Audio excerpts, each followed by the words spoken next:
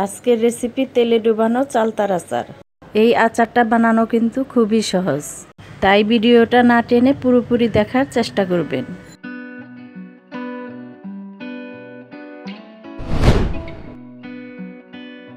চালতা এইভাবে কেটে সেদ্ধ করে নিয়েছিলাম, আপনাদের পছন্দ অনুযায়ী কেটে নেবেন।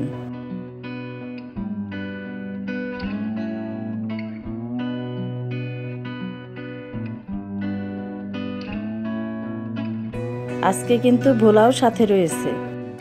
এখানে আছে মৌরি, আছে সরিষা,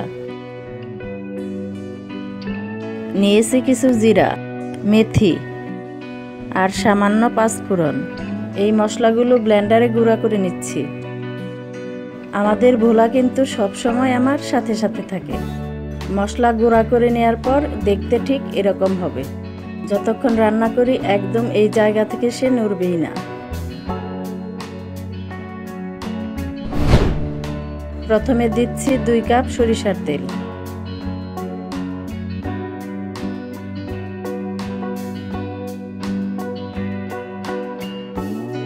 কালো জিরা হাফ চা চামচ,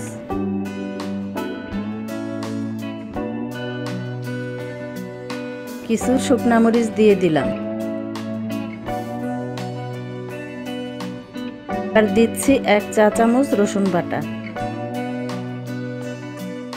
1 চা চামচ আদা বাটা। এবার ভালোভাবে মিশিয়ে নিব।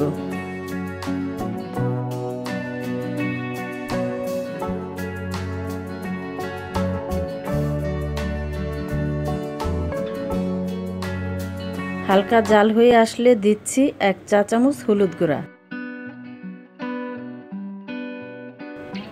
স্বাদ অনুযায়ী লবণ,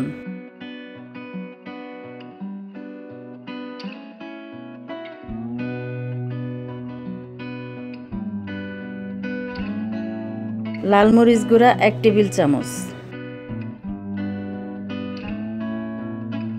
ধনিয়া গুঁড়া 1 চা চামচ, 1 কাপ সিরকা দিয়ে দিলাম। ভালোভাবে মিশিয়ে নিব।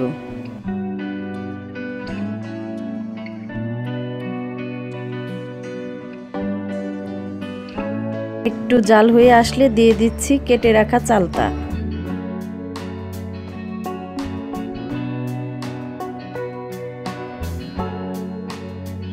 খুব ভালো মতে নাড়তে হবে। প্রায় 3 মিনিট ভালোভাবে নেড়ে জাল করে নিচ্ছি। খুব ভালোভাবে জাল করাই হচ্ছে এই আচার বানানোর নিয়ম।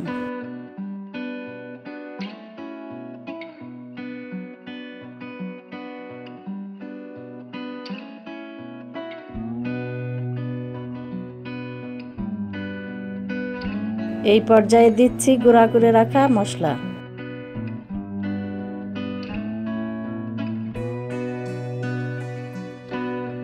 আবার ভালোভাবে জাল করে মিশাতে হবে।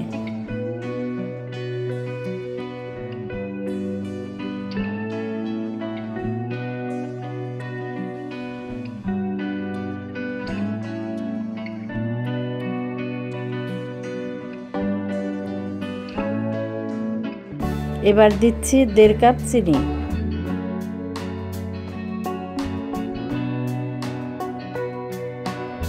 চিনি দেওয়ার পর আচারটা জাল করব প্রায় 7 থেকে 8 মিনিট। মাঝে মাঝে খুব ভালোভাবে নাড়তে হবে। দেখবেন আচারটা আস্তে আস্তে রং বদলাবে। আমি আগেও বলেছি আচার বানানো কিন্তু ধৈর্যের ব্যাপার। ধৈর্য নিয়ে আচার বানালে আচার সব সময়ই মজা হয়।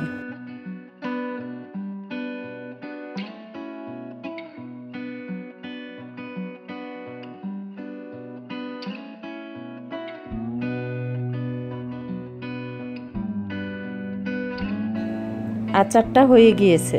এবার চুলার জালটা বন্ধ করে দিলাম। এখন খুব ভালোভাবে ঠান্ডা করে নিব। হয়ে গেল তেলে ডুবানো মজার চালতার আচার।